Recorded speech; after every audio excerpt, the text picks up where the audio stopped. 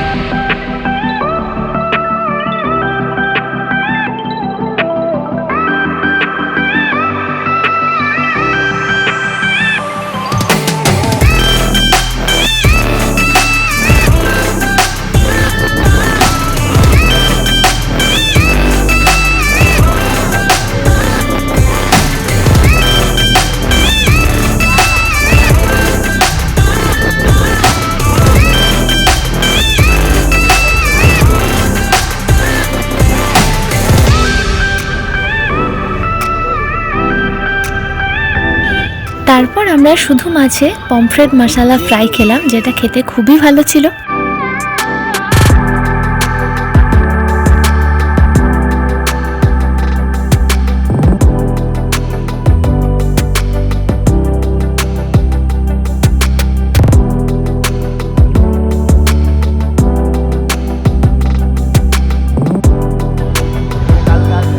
তারপরেই আমরা চলে গেছিলাম শিলিগুড়ি কলেজ। ওখানে অনেকগুলো প্রতিমা হয়, সো সবগুলো ঘুরে দেখার পর অনেকটা টাইম কাটালাম।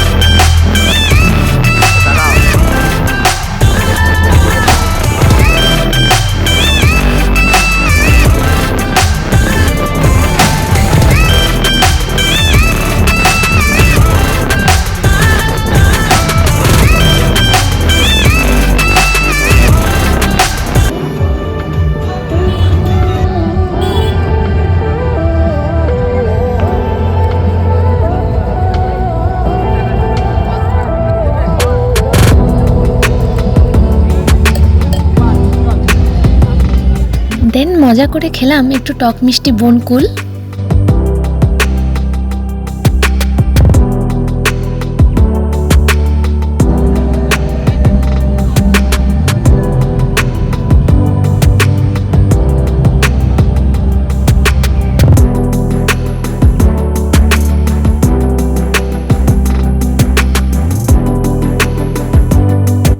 নেক্সট ডে শিলিগুড়ি কলেজে ছিল ফকিরা ব্যান্ডের প্রোগ্রাম, আর আমরাও সন্ধ্যে সন্ধ্যে চলে এসেছি। যদিও আমাদের আসতে অনেকটা লেট হয়ে গেছে, কেননা প্রোগ্রাম ততক্ষণে স্টার্ট হয়ে গেছে। বাট কলেজের ম্যানেজমেন্ট একদমই ভালো ছিল না, বিকজ পাস থাকা সত্ত্বেও অনেক মানুষ বাইরে দাঁড়িয়ে আছে, এখনও গেট খোলেনি। তো যেই কারণে অবস্থা দেখতেই পাচ্ছেন, অনেকে পাঁচি টপকে ভেতরে যাওয়ার চেষ্টা করছে।